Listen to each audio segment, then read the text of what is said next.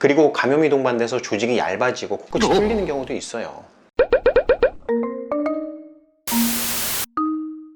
안녕하세요, 닥터 눈코입 정현익 원장입니다. 보형물이 코끝을 뚫고 나온다. 진짜 너무 끔찍한 일이죠.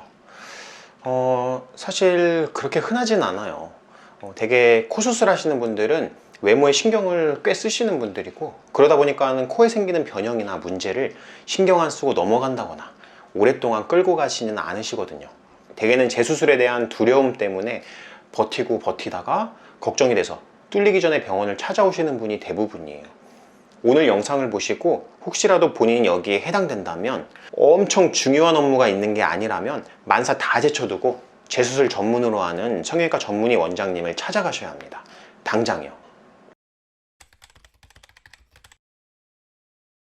보형물이 코끝을 뚫고 나오는 이유는 보형물과 같은 이물질로 코끝을 높였기 때문입니다. 코끝은 원래 코에서 가장 피부 긴장력을 많이 받는 부위인데다가 입 움직일 때 우리가 밥도 먹고 말도 하고 표정도 짓고 그러잖아요. 그럴 때 같이 움직이는 부위예요. 한마디로 자극을 많이 받아요. 그런데 여기에다가 이물질을 삽입한다면, 이물질은 조직 내에서 이물 반응을 보이거든요. 그리고 그 이물 반응은 외부 자극이 가해질 때마다 더 심하게 일어나요.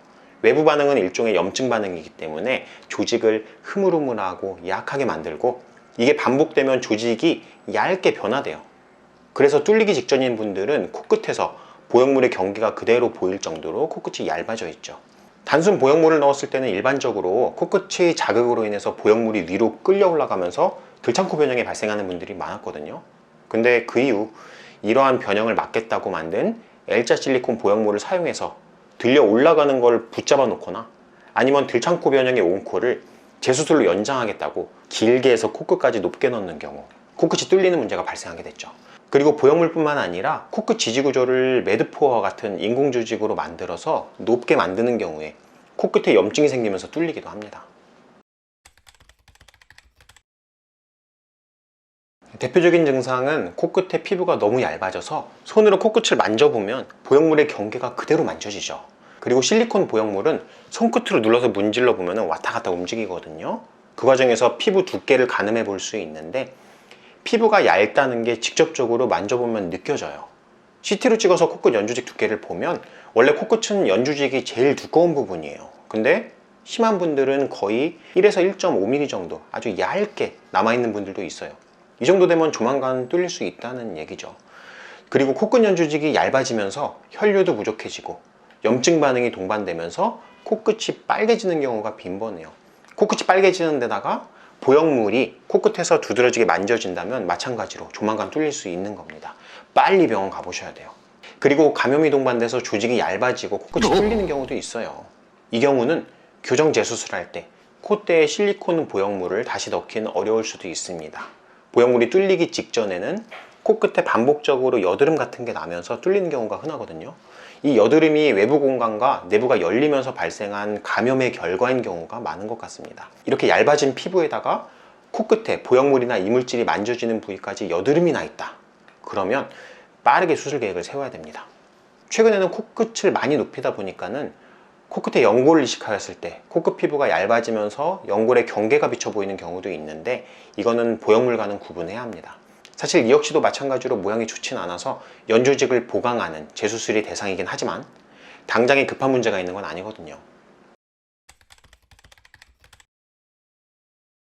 얼마나 빨리 대처하느냐에 따라 다르죠.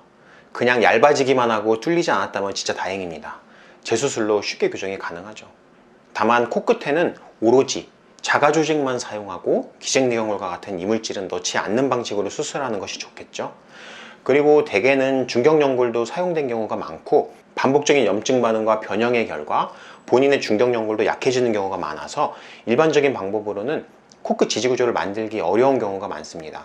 원하는 목표치에 따라서 자가 늑연골이나 귀연골을 넓게 떼서 코끝 지지 구조를 만드는 방법을 사용하고 있습니다. 그리고 피부가 얇아져서 우리가 만든 연골의 경계가 비쳐 보일 수도 있기 때문에 관자근막이나 진피와 같은 조직으로 연조직 보강을 같이 병행해 주시는 것이 좋습니다. 만약 코끝이 뚫렸다면 콧대에 동일하게 실리콘 보형물을 넣는 경우에는 다시 감염이 발생하는 경우가 빈번하기 때문에 절대로 코끝에 보형물을 다시 넣어서는 안 됩니다. 원칙상으로는 감염이 있는 부위에는 실리콘을 제거하고 수개월 경과를 봐야 하는 것이 일반적이에요. 하지만 중간에 못생기고 변형 원코로 반년가량을 지내한다면 어떻겠어요? 사회생활도 너무 어렵고 너무 힘들 거 아니에요? 제 경우는 그래서 염증 반응이 있는 조직을 잘 제거하고 자가진피를 적절히 사용하면 혈류가 좋은 조직이기 때문에 생각보다 좋은 결과를 내는 경우가 많아요. 그래서 자가진피로 콧대를 넣을 것을 추천드리는 편입니다. 간혹 자가진피가 많이 흡수된다고 들었다고 하시는 분들이 계시는데 최근에는 그걸 보완한 술기들이 개발돼서 생착률이 꽤 높게 나오는 편입니다. 다 옛날 얘기죠. 도움이 되셨는지 모르겠습니다. 혹시 질문이 있으시다면 편하게 댓글 달아주세요. 제가 조금 늦더라도 어떻게든 시간을 내서 꼭 답변 드립니다. 이상 DI 성형외과 정현희 원장이었습니다. 감사합니다.